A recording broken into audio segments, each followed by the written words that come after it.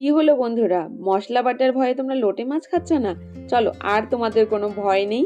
আজকে আমি তোমাদের জন্য নিয়ে এসেছি বাটাবুটি ঝামেলা ছাড়াই লোটে মাছ রান্না।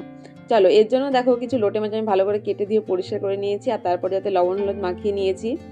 আর এখানে দেখো বন্ধুরা, কিছু লঙ্কা, তারপরে পেঁয়াজ আর রসুন আমি কুচি করে নিয়েছি, আর এখানে টমেটো আমি কুচি করে নিয়েছি। আর তারপর একটা কড়াই আমি ভালো করে গরম করতে বসিয়ে দিয়েছি।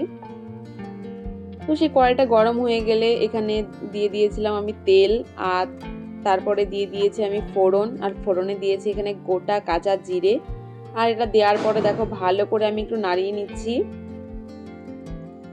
এবার এটাকে একটু ভালো করে একটু পোড়া পোড়া করে ভেজে নিতে হবে। পোড়া পোড়া করে না ভাজলে তো আর ফোড়ন হবে না, তাই না বলো? যাই হোক, দেখো আমার এখানে জিরেটা ভাজা হয়ে গেছে। এবার আমি দিয়ে দিচ্ছি এখানে কুচনো পেঁয়াজ আর লঙ্কা আর রসুনটা। তো এখানে দেওয়ার পরে পরিমাণ মতো লবণও দিয়ে দিয়েছি। তারপর দেখো ভালো করে নাড়িয়ে নিলাম আমি এখানে। আর এবার দিয়ে দিচ্ছি আমি পরিমাণ মতো হলুদ। এবার হলুদ দেওয়ার পরে ভালো করে একটু মিশিয়ে নিচ্ছি এখানে। দেখো বন্ধুরা, আমার এখানে মেশানো হয়ে গেছে। এবার আমি এখানে কিছুটা আদা গ্রেট করে রেখেছিলাম, তো সেই আদাটাকে আমি এখানে দিয়ে দিচ্ছি। আর হ্যাঁ, এই রান্নাতে কোনো বাটাবুটির ঝামেলাই নেই। তারপরে দেখো আমি এখানে দিয়ে দিলাম কুচনো টমেটো। আর যারা হোস্টেল লাইফে থাকো তাদের জন্য তো এটা সোনায় সোহাগা। তো দেখো, তারপর আমি একটু ভাজা ভাজা করে নিয়েছিলাম। এবার হচ্ছে দিয়ে দিলাম আমি এখানে লোটে মাছটা। তো লোটে মাছটা দেওয়ার পরে ভালো করে একটু মিশিয়ে নিয়েছি। আর মেশানোর হয়ে গেলে এখানে দিয়ে দিলাম আমি লবণ।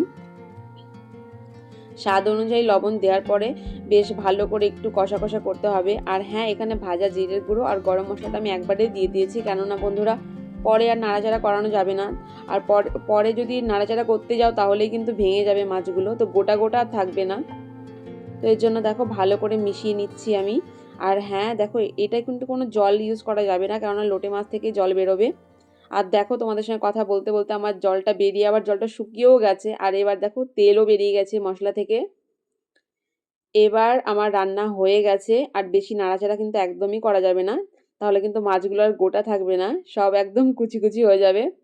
তো আমার রান্না হয়ে গেছে, এবার আমি একটা প্লেটে নামিয়ে নিচ্ছি।